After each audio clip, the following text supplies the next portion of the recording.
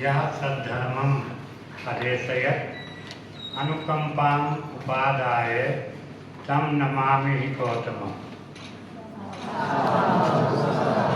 बुद्धं शरणं गच्छामि, धम्मं शरणं गच्छामि, संघं शरणं गच्छामि। सर्वप्रथम मैं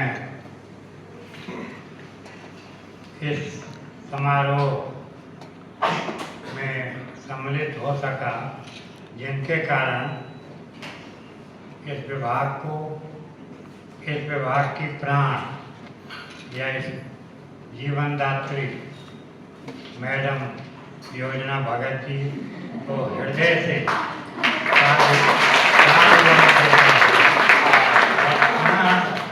कहता हूँ साधु साधु साधु।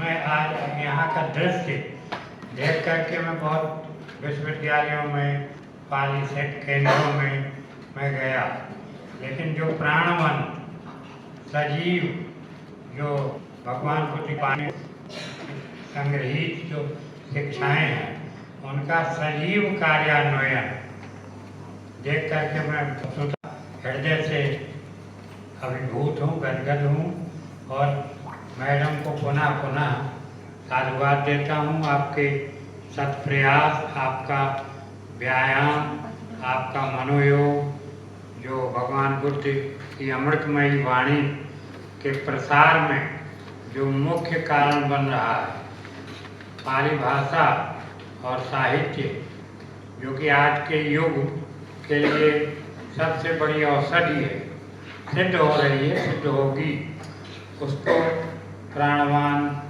बनाने में मैं बहुत से विश्वविद्यालयों में गया। वहाँ जैसा कि भगवान बुद्ध ने स्वयं कहा है कि मेरी शिक्षा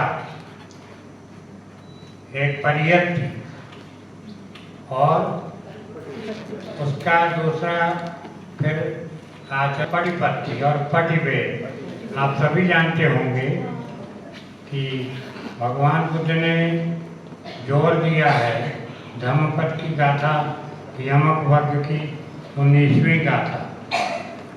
बहुमपि संगीतम भासमानो न तक्करो होति नरो कमत्तो गोपो गावो गणयम परेशम न भागवा सामंजस्य होती। बहुत विद्वान है, अनेक शास्त्र पढ़े हैं। बहुमपि संगीतम पूरा हो सकता है धम्मपद, सूत्र निपात या संयुक्त निकाय कंठस्थ कर लिया, लेकिन न तक्करो होती, जो इन वचनों में भगवान बुद्ध के अमृतमय वचनों में जो कुछ कहा गया कि सील, पंचशील, 10 सील और फिर मन को शुद्ध करना, समझ, विपස්සना, इनका अभ्यास ही नहीं करता, इनका पालन नहीं करता। केवल क्लास में जैसे हम लोग पढ़ाते हैं, विश्वविद्यालयों में कोर्स रहता है, आए पढ़ा दिया कि treatment of discuss the treatment of सील इन सामय्य फल सूत्र। सामय्य फल सूत्र में सील का किस तरह विवेचन है उसको लिखिए, तो वहाँ रहता है कि अच्छे से अच्छे नंबर आए, बढ़िया लिख दें, ये होता।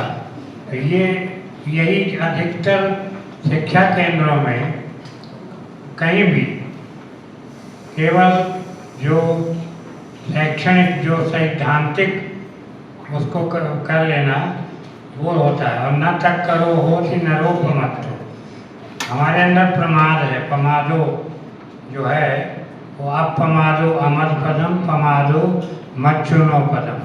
प्रमाद चित्त में जागरूकता का अभाव, कर कुछ रहे हैं, चित्त कहीं और भागा हुआ।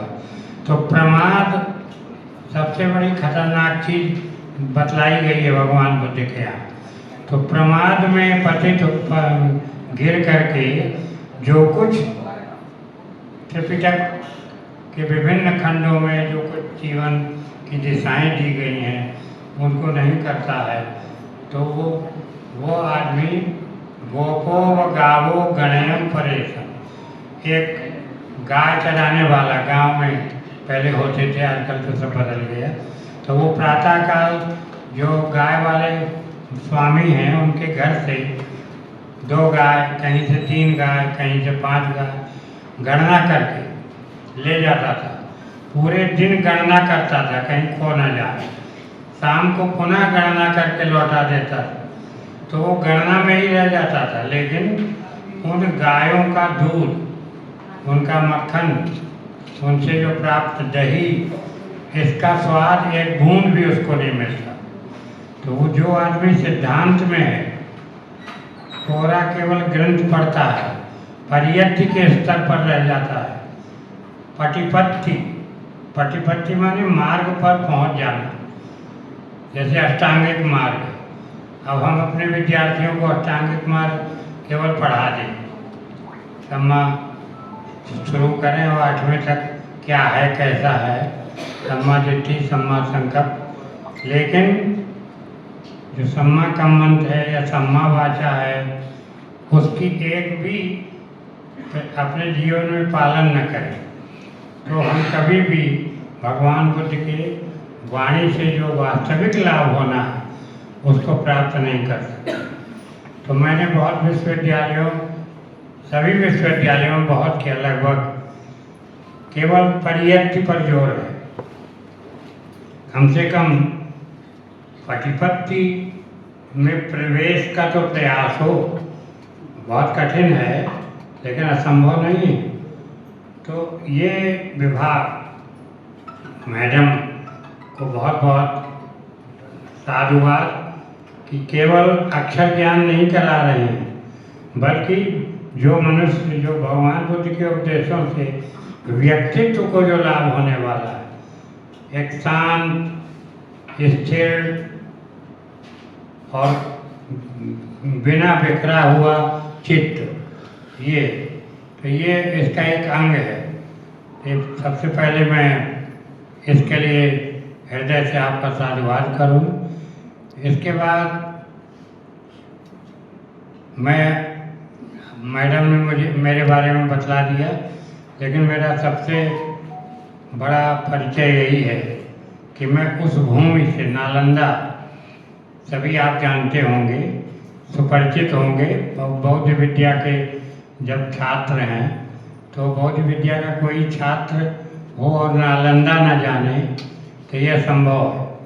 तो सबसे बड़ा यही है कि नालंदा का प्राचीन काल में इसलिए महत्व नहीं था कि वहाँ बहुत बड़े अट्टालिकाएँ, बड़े प्रासाद, बड़े महल या बहुत बड़े धनवान व्यापारियों की कोई वहाँ मंडली। आप सभी जानते हैं कि नालंदा एक आवासीय महान शिक्षा केंद्र था। संसार के आवासीय शिक्षा केंद्रों में सबसे प्राचीन, अधिकतर लोग ये मानते हैं। उस समय ऑक्सफोर्ड, कैम्ब्रिज का था पता नहीं था। जब गुरुकुल प्रणाली भारत में भी थी, तक्षशिला में थी, व्यक्तिगत रूप से गुरु लोग अपने घर में बड़े बड़े राजाओं, सामान्य जनों के परिवार से आए हुए छात्रों को शिक्षा देते थे। लेकिन वो शिक्षा सशुल्क थी।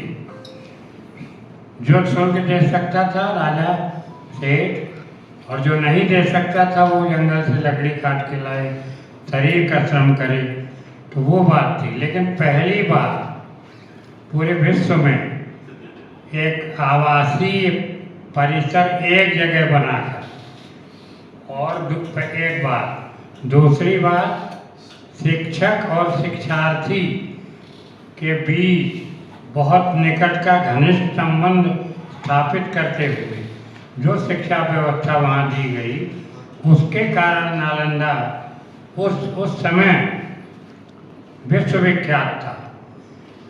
एक तो ज्ञान की जो गुणात्मकता, कोई उस पर समझौता नहीं।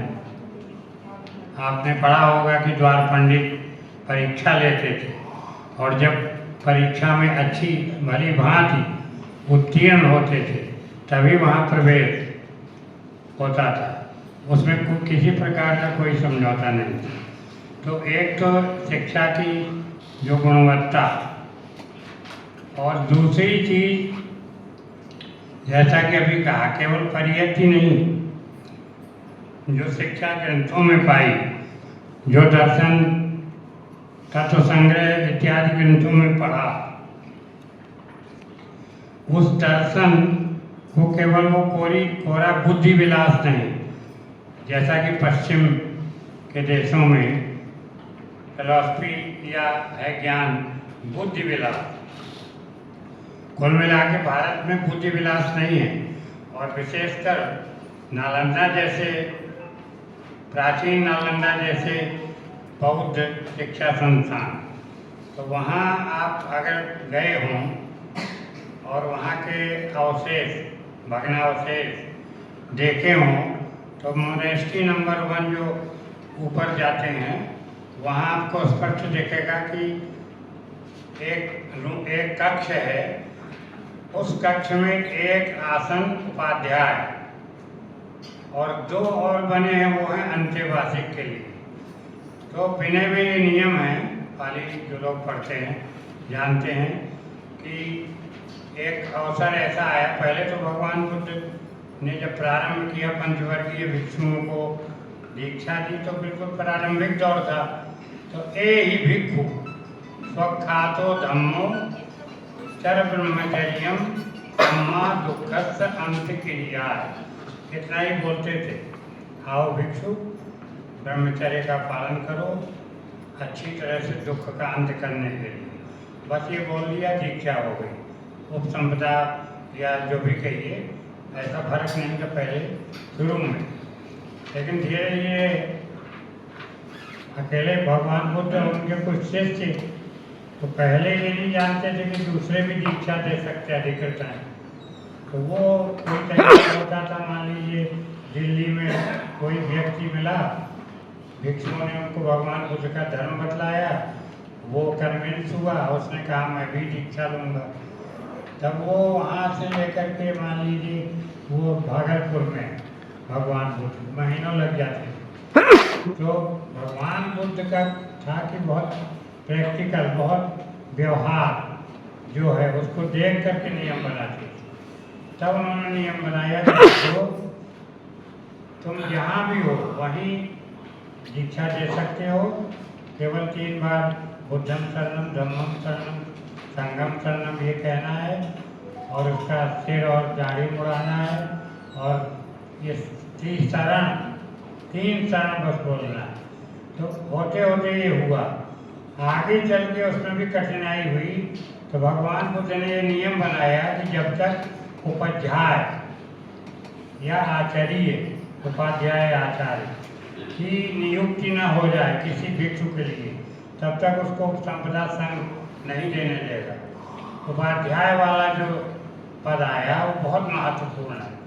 पूरी बौद्ध शिक्षा के इतिहास में जो प्रारंभ है ना बड़ महाविहारों का, श्रीलंका में हो चाहे नालंदा में हो, वो शुरू होता है उपाध्याय का जो पद शुरू हुआ कि उपाध्याय की निगरानी में केवल वो सूत्र पिटक या धम्मपद की कथाएं नहीं पढ़ेगा, कैसे उठना है, बड़ों के सामने कैसे बिहेव करना है, भोजन सामूहिक हो रहा है कैसे बिना आवाज़ किए खाना है, बिहार में किस तरह सफाई रखनी है, ये सब बात उपाध्याय ही सिखाते थे। उसको बोलते थे बिना पिटक में निश्चय।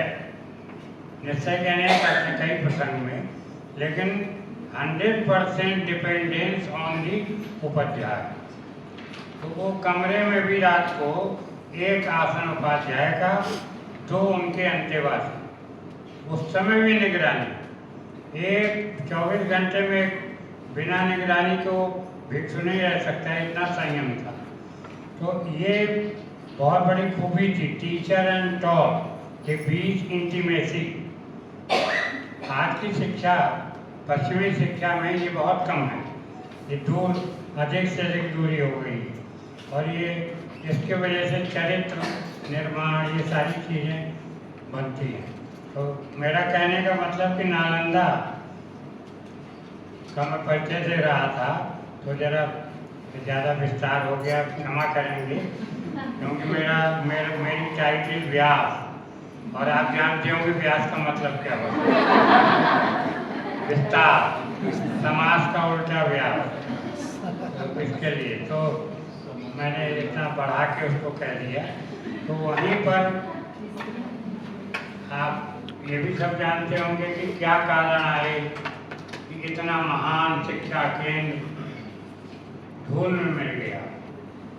कोई जानता भी नहीं था कि यहाँ कोई इतना बड़ा बौद्ध शिक्षा केंद्र, पूरे विश्व के लोगों को जो आकर्षित, वेंसांग, पाहियान, हित सिंह और भी कोरिया के बड़े बड़े दूर के लोगों को जहाँ आकर्षण मिला, वो काल सब कुछ तो भगवान बुद्ध ने कहा है कि सभ्य संखारा अनिच्छा, कोई कुछ भी नित्य नहीं है। तो अनिश्चितता का शिकार ये भी हुआ, और हजारों साल तक वो खंडहर के ढेर जो कि धूल से आच्छादित, वृक्षों से आच्छादित हो गए, कोई निकलता था, लोग क्या बोलते थे, स्थानीय लोग, बौद्ध धर्म भी भारत से विलुप्त हो गया, पाली तो एकदम विलुप्त हो गई, तो कोई तो नहीं जानता था कि नालंदा महाविहार का ये भग्नावशेष है। सब कहते थे कि ये जरासंध का किला, जरासंध पौराणिक राजा मगध का, जिसको भीमसेन ने मल्ल युद्ध में मारा था, महाभारत की कहानी। तो लोग कहते थे कि वो राजा जरासंध था, बहुत बड़ा राजा। तो ये बड़े बड़े जो ढेर हैं, खंडहर, ये उसके किले की दीवार है। इतना हम लोग भारतीय अपने बारे में भी भूल जाते हैं, अपना नाम भी भूल जाते हैं, जगह भी भूल जाते हैं। तो आप सभी जानते होंगे, ब्रिटिश कुछ भी हो, पश्चिम के लोगों में जिज्ञासा बहुत होती है। कहीं भी जाएंगे, उनको जिज्ञासा न अगर होती तो विश्व के बहुत से राज रहस्य ही रह जाते। लेकिन ये पश्चिम के लोगों की खूबी थी कि लोग आए और उन्होंने आर्कियोलॉजिकल सर्वे ऑफ इंडिया के अंदर में जितने भारत के कुछ उनको लगे कि कोई चीज़ है, पुरानी है, ये कैसा खंडहर खड़ा है, कुछ तो होना चाहिए। तो उसमें सर अलेक्जेंडर कनिंघम, उन्होंने, उनके पहले भी एक अंग्रेज, लेकिन इनका महत्व ज़्यादा था। तब पता चला, मिलान किया गया चीनी यात्री वेंसांग का जो विवरण, तब पता चला कि ये नालंदा, लेकिन हजारों साल तक ये विलुप्त रहा। स्वतंत्रता संग्राम जब भारत का चला तो स्वाभाविक था, पश्चिम से लोग कहते हैं कि ये फीलिंग की नेशनैलिटी हम लोगों में नहीं थी। कुछ लोग कहते हैं कि भारत में अभी बाहर से कुछ भी हो, नेशनैलिटी की फीलिंग जगानी थी। हम बहुत बड़े राष्ट्र हैं, हमारा अतीत, हमारी पुरानी धरोहरें बड़ी मूल्यवान है, राष्ट्रीय भाव जनता में बढ़े। तो उसी सिलसिले में याद बहुत लोग थे, उनको ये हुआ कि एक बड़ी महत्वपूर्ण चीज़ हम लोग भूल रहे हैं, जो हमारे प्रधानमंत्री जी भी, कि संसार को युद्ध नहीं, क्या चाहिए, बुद्ध चाहिए। तो वो बुद्ध याद आए आज़ादी की लड़ाई में भी। इसी देश का एक इतना बड़ा सपूत कि पूरी दुनिया का नक्शा जिसने बदला, लाखों लाख लोगों के मन में अशांति को दूर किया। तो कुछ बड़े लोग, कुछ समाज सेवक, हमारे 3 भिक्षु थे, भदंतानंद, कौशल्यायन, राहुल सांकृत्यायन, भिक्षु Jagdish Kashyap, Mahabodhi society of India और भी लोग, उन्होंने ये बुद्ध का स्मरण दिलाया। और उसी स्मरण के साथ पाली भाषा, सभी जानते होंगे कि पाली भाषा कहाँ से प्रारंभ हुई, कैसे प्रारंभ हुई, कैसी इसकी छोटी सी यात्रा संघर्षपूर्ण अभी भी है रही। ये अभी बहुत बाद में इसको क्लासिकल लैंग्वेज का दर्जा मिला तो हम लोग गदगद हैं। ये पहले मिल जाना चाहिए था और भी चीज़ें मिलनी चाहिए थी जो नहीं मिली। तो चलिए, राष्ट्रीय गौरव को सुरक्षित रखने वाली धरोहर के रूप में इसकी पहचान तो हुई। तो उसी क्रम में डॉक्टर राजेंद्र प्रसाद, भारत के प्रथम राष्ट्रपति, बिहार के ही थे। वो कभी नालंदा की तरफ गए या राष्ट्रपति के रूप में उन्होंने म्यांमार और सिंगापुर वगैरह की यात्रा की कश्यप जी के साथ। तो वहाँ लोगों के अंदर देखा कि नालंदा का बड़ा नाम, तो उनको बड़ा प्रभाव हुआ। उन्होंने तय किया कि हम यहाँ और प्राचीन नालंदा का जो वैभव, ज्ञान गरिमा, उसको पुनः स्थापित करेंगे। और उसी संकल्प का परिणाम था कि 1900, वैसे तो 56 में, लेकिन हम 52 कहेंगे, में नव एक संस्था की स्थापना, आधारशिला रखी गई। और पहले उसका नाम कुछ और था, लेकिन बाद में चूंकि प्राचीन नालंदा की सील, खंडहर की खुदाई में बहुत से पुरातत्व की चीज़ें मिली, तो एक पीतल की सील में, तांबे की, जिसमें लिखा था संस्कृत में, ब्राह्मी लिपि में, श्री नालंदा महाविहारी आर्य भिक्षु संघर्ष, नालंदा महाविहार के आर्य भिक्षु संघ, वो मोहर थी, वो मिली। तो उसी के कारण इसमें नव जोड़ दिया गया और नव नालंदा महाविहार 1954 से इसका प्रारंभ हुआ। तो उसके प्रथम निदेशक भिक्षु जगदीश कश्यप, जिनका सपना था कि हम इसको प्राचीन नालंदा के गौरव का गौरव इसे प्रदान कराएंगे, संकल्प लिया था। बताया करते थे हम लोगों को कि जब मैं बच्चा था तो अपनी माँ के साथ आया, खंडहर को देखा, मेरे मन में संकल्प मैंने तभी लिया कि अगर मैं सक्षम बनूंगा तो पूरा प्रयास करूंगा कि प्राचीन नालंदा का वैभव विद्या का पुनः लौटे। तो वो उन्होंने कानून में स्थापित किया। और क्योंकि बहुत छोटी सी जगह, आप बहुत से गए होंगे नालंदा, तो इंटीरियर है, सारी सुविधाएं तो आजकल शहर में होती हैं। जो लोग पहले आए, कश्यप जी ने फ्रांस के एक विद्वान को बुलाया, जर्मनी के विद्वान को, बिल्कुल वो देहात था, गांव। जब मैं भी बनारस से गया, कश्यप जी ले गए, तो वहाँ एक सेकंड मन नहीं लगता था, छोटी मोटी चीज़ भी ढूंढने पर नहीं मिलती, बिल्कुल देहात। तो वहाँ पर इस संस्था को बना दिया, और बनाना भर नहीं, उनका संकल्प था कि फिर हर हालत में पाली भाषा और पाली साहित्य के अध्ययन को जिंदा करना, रिवाइव करना, पुनर्जीवित करना। इस प्रयास संकल्प को लेके उस समय भगवान बुद्ध के महापरिनिर्वाण की 2005 स्वामी जयंती 1956 में मनाई जा रही है पूरे भारत, पूरे विश्व में। और पंडित जवाहरलाल नेहरू प्रधानमंत्री थे, बौद्ध विचार के प्रति उनका बड़ा आकर्षण था, तो दिल खोल के उन्होंने मदद की। और उसी 1956 में अन्य काम हुए, छत्र संगायन हुआ, जिसके आधार पर त्रिपिटक इगतपुरी का या नालंदा का कहीं का निकला। ये सारे काम बड़े बड़े हुए। उसी समय भिक्षु जगदीश कश्यप नेहरू जी से मिले और ये कहा कि भगवान बुद्ध के वचनों का संग्रह पाली त्रिपिटक है। अनेक भाषाओं में आप सभी जानते होंगे कि ऐसा नहीं है कि विद्वानों ने खोज की है, मध्य एशिया में संस्कृत के खंड भी मिले हैं त्रिपिटक के। तो ये ठीक है कि भगवान बुद्ध ने आदेश दिया था कि अपनी अपनी भाषा में मेरे वचनों को सीखो।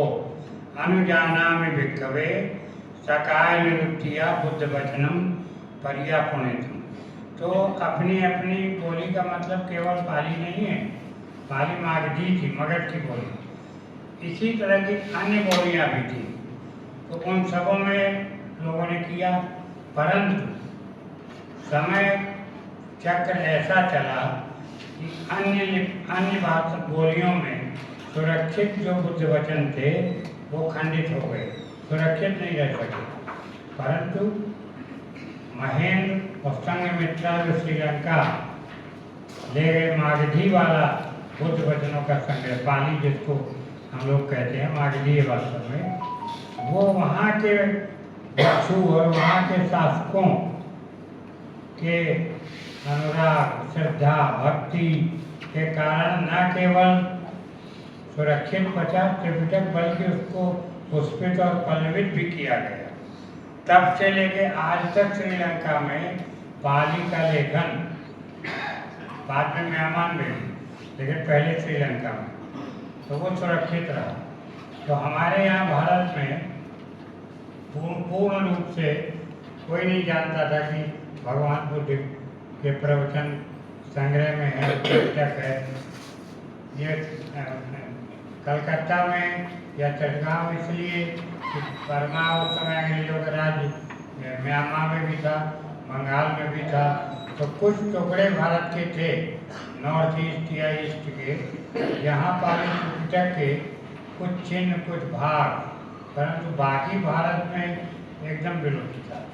तो भगवान बुद्ध की परिनिर्वाण की 2500वीं जयंती 1956 में भिक्षु जगदीश कश्यप की अध्यक्षता में एक ये संपादक मंडल बनाया गया और 3 वर्ष के अंदर 41 खंडों में भारत की किसी भी लिपि में पहली बार बुद्ध वचन का संग्रह नालंदा त्रिपिटक के रूप में निकला। तो आप ये समझिए कि भारत में तो बड़े बड़े विश्वविद्यालय, आपका ये भी मुंबई विश्वविद्यालय भी था, कलकत्ता तो बहुत पुराना, चेन्नई, मद्रास, दिल्ली, लेकिन किसी ने इसको ध्यान नहीं दिया कि ये बड़ी धरोहर भारत की ये पाली और ये विलुप्त है और इसका संग्रह भारतीय लिपियों में किया जाए।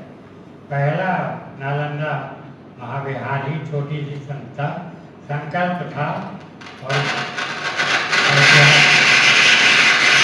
ऐतिहासिक पृष्ठभूमि, तो उस ये कर्ज था जो हमको लौटाना था।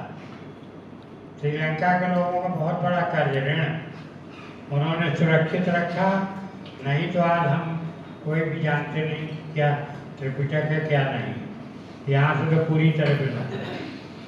उन्होंने किया, फिर म्यांमार के लोगों ने भी किया, तो उनको तो 1956 में नवनालंदा महाविहार का ये काम बहुत बड़ा काम था और ये युगों तक स्मरण रखा जाएगा। बाद में तो विपස්සना विशोधन विन्यास इगतपुरी, वहाँ से उन लोगों ने भी छठ संगायन जो बर्मा में हुआ था उसके आधार पर पूरा त्रिपिटक, अट्ठकथा, टीका, मूल टीका, अनुटीका सब प्रकाशित किए। लेकिन जो गुणात्मकता, क्वालिटी नालंदा के संस्करण को मिली, पूरे विश्व के विद्वानों ने, अमेरिका के, यूरोप के, एडिटिंग, जैसे कि उसमें क्या किया है कि आप अगर उसको पढ़ें, रिसर्च करने वाले पे, तो उसमें पाठांतर जो है, जैसे कई तरह की पांडुलिपियाँ मिली थी बर्मा में, श्रीलंका में, रोमन भी थी, तो उनमें मतभेद हैं किसी एक शब्द को लेकर के। जैसे उदाहरण के लिए ये बर्मी लोगों का उच्चारण कुछ थोड़ा भिन्न हो जाता है। जैसे भवतु शब्द मंगलम, तो वो मंगलम न बोल के मंगलम बोलेंगे, तो इसके कारण कई शब्दों में उनका उच्चारण आ गया। तो वो हूबहू इसमें भी इगतपुरी वाले संस्करण में जो छत्र संज्ञा है ना हूबहू, लेकिन नालंदा में ये बता दिया फुटनोट में कि सियामी संस्करण में ये पाठ है और सिंगली संस्करण में ये पाठ है, रोमन में ये पाठ है, पाठ भेद, और कहीं कहीं ये भी कर दिया कि ये पाठ बेटर होगा। तो ये चीज़ आपको इगतपुरी संस्करण में नहीं है, इसलिए ये काम पहला हुआ। फिर कुछ दिन बाद जो त्रिपिटक है उसकी टीकाएँ भी अट्ठकथा उनका प्रकाशन प्रारंभ हुआ। दुर्भाग्यवश कश्यप जी जब चले गए तो वो क्रम टूट गया और सारी अट्ठकथाएँ एडिट नहीं हो सकी। हालांकि इस बीच अन्य अनेक महत्वपूर्ण संस्करण प्रकाशन के निकले जो कि पूरे विश्व में जिनका सम्मान हुआ बौद्ध विद्याओं के लिए। इसके बाद दूसरी जरूरत थी पाली भाषा को हिंदी भाषी या अन्य भाषा भाषी अगर भगवान बुद्ध के वचनों को का आनंद लेना चाहें, उनका अमृत रस चखना चाहें, तो उनको पुरानी भाषा है पाली संस्कृत के समान शास्त्रीय भाषा आजकल तो बोली नहीं जाती, अर्थ कैसे निकालें। कोई चाहता है जानना नहीं बेरानी संबंध की कुदाचन, तो अगर अनुवाद या तो छपा हो या थोड़ी बहुत शब्द का अर्थ जानता हो, तो कश्यप जी ने ही ये कल्पना की थी कि त्रिपिटक तो देवनागरी में निकल गया, लेकिन अब एक शब्दकोश बनना चाहिए।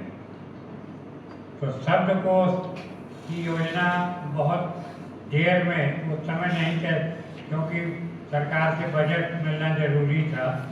तो 2002 में रविंद्र पंत नाम के एक बहुत कल्पनाशील विद्वान वहाँ डायरेक्टर बने।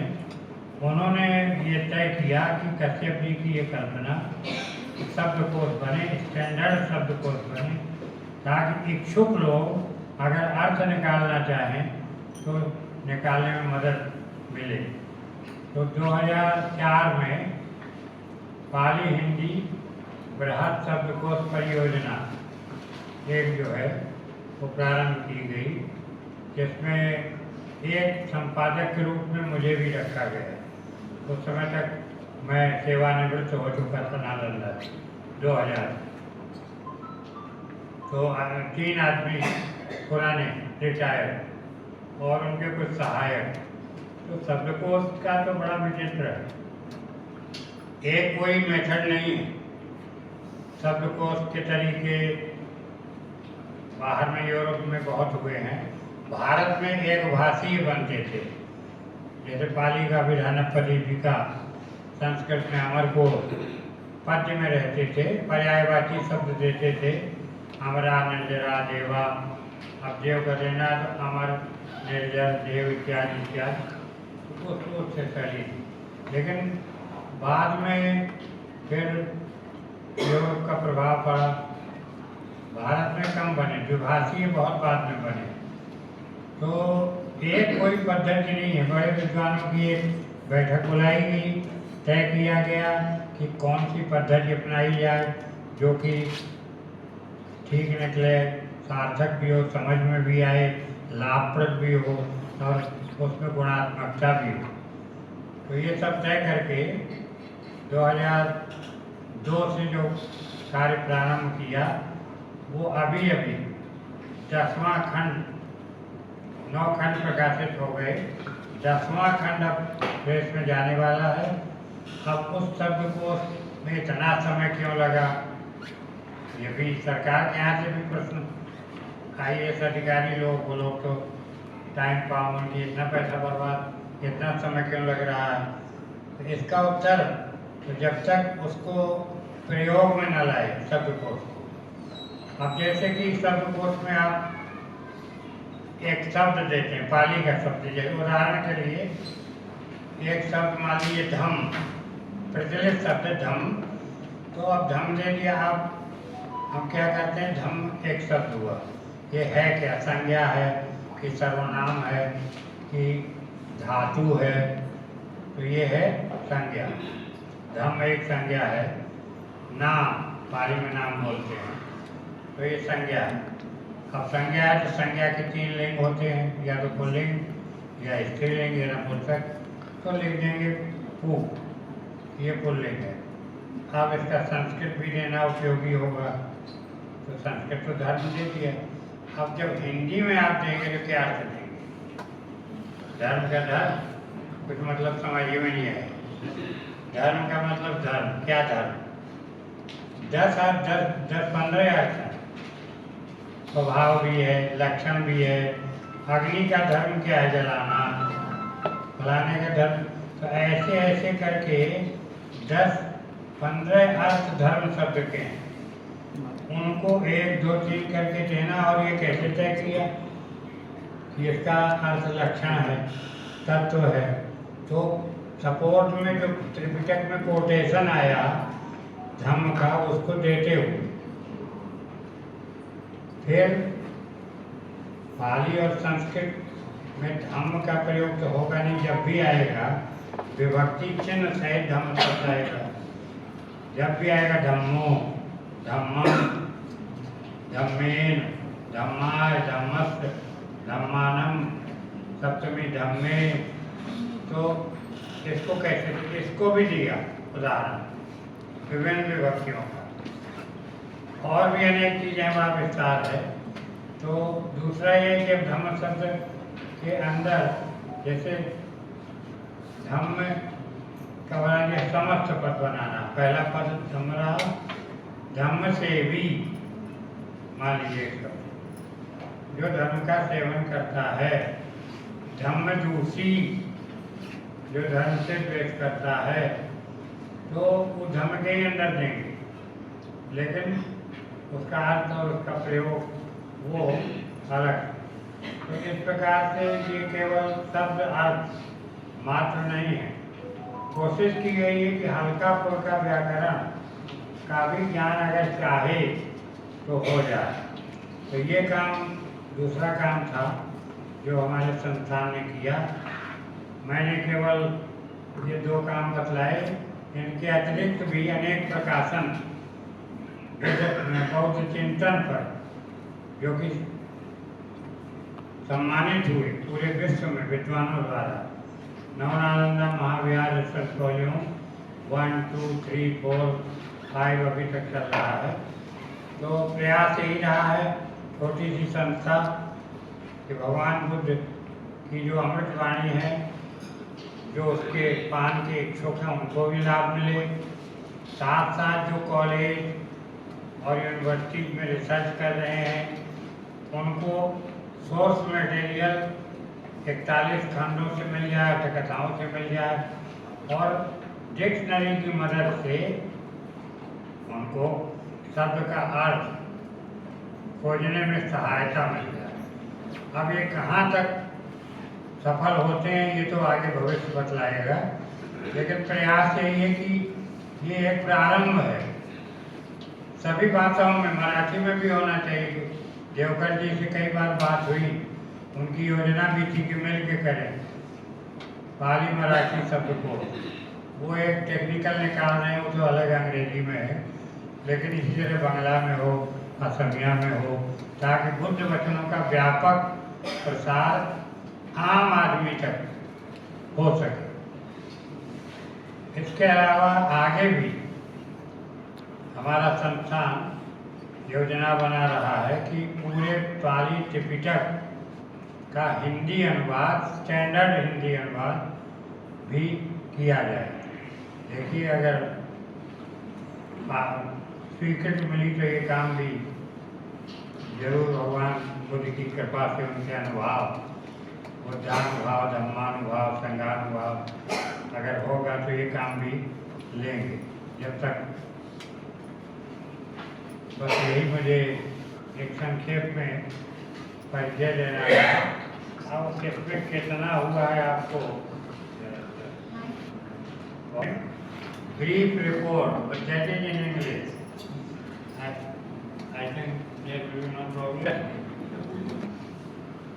consisting of 29,327 entries, each entry containing many polygons. 3,915 pages and more than 156,680 quotations from Pali text have been published by March 2022. And this is all. So thank you very much.